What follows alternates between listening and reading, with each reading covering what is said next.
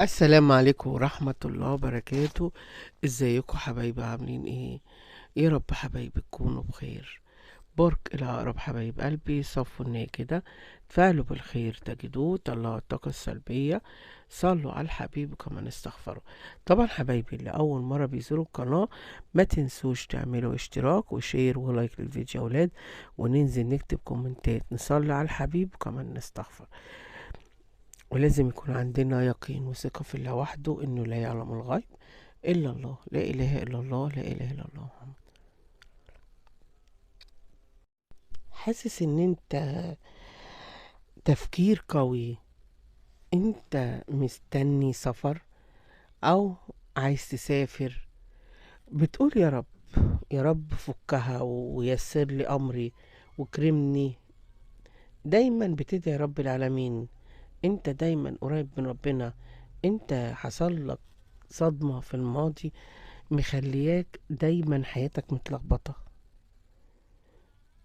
عندك طاقة سلبية وناس كمان بتجددها.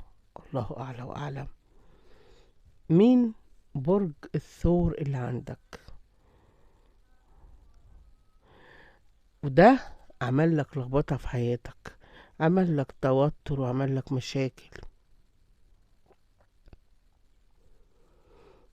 انت عندك فيه تحقيق هدف، تحقيق أمنية، ووصول لمراحل حلوة جدا.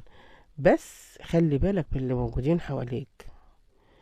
أقرب الناس هم عايزين يوقعوك، أقرب الناس هم اللي عايزين يكسروا نفسك. انت الناس بتستغلك كتير، بتستغلك، عايزة تقرب منك عشان المصلحة، عشان انت طاقة إيجابية. والله أعلى وأعلم. انت عندك فيه اشتياق ولهفة.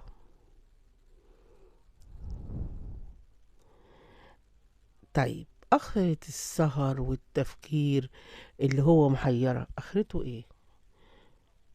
انت هتخرج منه ازاي؟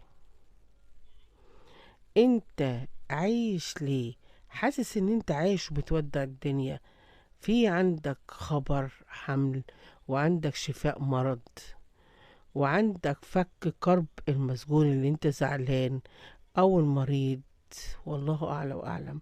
ربنا يشفي كل مريض. الشريك بتاعك سابك مفارقة كده وعمل لك بلوك بدون اي انذار، وثقت فيه وندمت، بتدعي عليه عشان مش عارف تنام، ولا عمل لك ايه؟ ايه الحاجة اللي انت مستنيها تتباع عشان تفرح؟ عايز تبيع عربية ولا بيت ولا تليفون عشان تفرح وتقدر تحقق الحلم بتاعك؟ دايما بتقول حسبنا الله ونعم الوكيل، دي طلع من جوه قلبك. ليه دايما عندك الارتباط في مشاكل؟ عندك كمان برج الحوت. الأطفال اللي عندك دول مشتاق لهم ولا مستني خبر الحمل؟ والله أعلى وأعلم. عندك فيه تجمع أسري وحالة حلوة، وعندك فيه مواجهة مع الحبيب، وكمان فيه عتاب.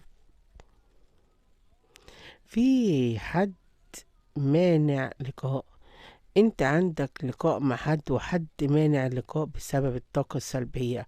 عندك حد موقف حياتك.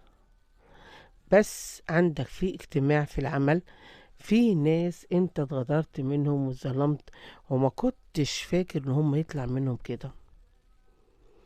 انت مستني حكم. بلاش تخلي قلبك الطيب ده يسيطر على حياتك. عندك تعب جسماني ونفسيا، وده مش طبيعي. بتحس بوجع مش طبيعي في جسمك، ألم في المفاصل، في الركب، نغزة بتجيلك بسبب الظلم والقهر اللي في حياتك.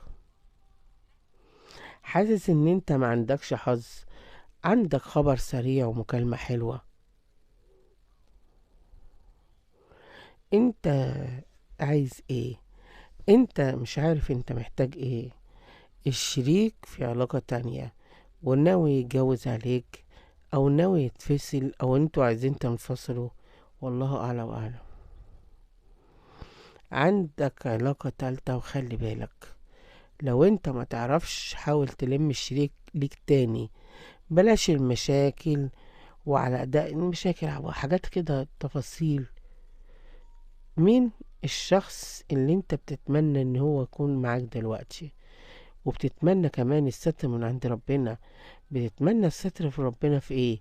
في الصحة، ولا بينك وبين الشخص اللي انت قاعد مستنيه؟ مين الناس اللي بعيدة عنك؟ ولادك ولا مين؟ مين الشخص ان انت مستني ان انت تجتمعوا مع بعض؟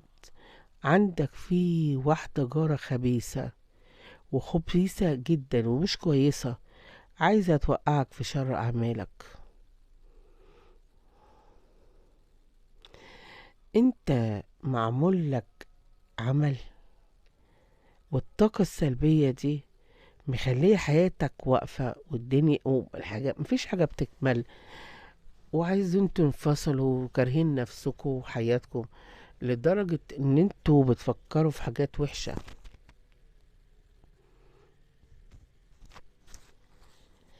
رغم المشاكل والتعب اللي حواليك دي، عندك خير وعندك رزق. لا إله إلا الله محمد رسول الله صلى الله عليه وسلم. انت عندك حل مشكلة رهيبة. المشكلة دي هتتحل في أقرب وقت، لأن هي عملت لك توتر كتير. الشخص اللي ظلمك حاليا هو قاعد ومرتاح، بس سبحان الله ربنا بقى هو اللي بيعاقب، وانت هتشوف كرامتك قدامك. والسرقة اللي اتحصلت دي ربنا هيوريك ازاي ربنا بيعوضك. انتوا من صغر سنكم انتوا شايلكم مسؤولية، اتجوزتوا وخلفتوا. في انكم حصل عنده انفصال. آه، الناحية العاطفية، الناس العزاب، في عندكم علاقة جديدة او علاقة من الماضي، في حاجة جديدة في حياتكم. الناس المنفصلة، انتوا خدتوا القرار الصح في حياتكم اللي كان لازم تاخدوه من زمان، بس عندكم في واحدة عاملة زي البومة قاعدة ومركزة في حاجات أكتر ما انتوا مركزين. لا إله إلا أنت سبحانك، لا حول ولا قوة إلا بالله العلي العظيم. في عندكم قضية في المحكمة، دخلتوا في مشروع وخسرتوا، ولا الفلوس منكم اتصرفت، ولا صرفتوا الفلوس زي ما بيقولوا كده على النسوان. فلازم تخلي بالك، خلي بالك. عشان انت اللي في قلبك بيكون على لسانك، واللي بتقع بيه اللي في قلبك على لسانك هتخسر فيه حاجات كتير. انت خدت فترة بقيت سايب الناس تعيش كده، بدأت تقول انا مش هركز مع حد، انا هعيش مع نفسي ومش هشغل بالي بحد، واللي يشغل باله يشغل، مش هشغل بالي مع حد. بدأت تحسب وبدأت تتغير. انت كرامتك فوق اي حد. انت يعني كرامتك دي فوق اي شيء الا كرامتك، واللي بيجي على كرامتك بيخسر كتير. يعني اللي بيجي على كرامتك خلاص، انت الفترة الجاية هتكون شخص تاني، هتعامل الناس كده، وهتحاول كده تحط النقط على الحروف في الامور اللي موجودة في حياتك. المهم ان انت هتحط النقط على الحروف. الحسد والطاقة السلبية دي انت اللي جايبها لنفسك. دايما كنت بتضحك وبشوش وما تعرفش الخبز ولا اللقم ولا الحاجات الوحشة، والناس تقول لك انت لابس الحلو والمش شيك، واللي يشوفك ويقول لك سنك صغير، جايب لنفسك الكافية. طيب، كم مرة الفرحة عندك ما بتكملش؟ كم مرة تستنى موضوع ما بيكملش؟ كم مرة بتزعل وتحزن وتعيط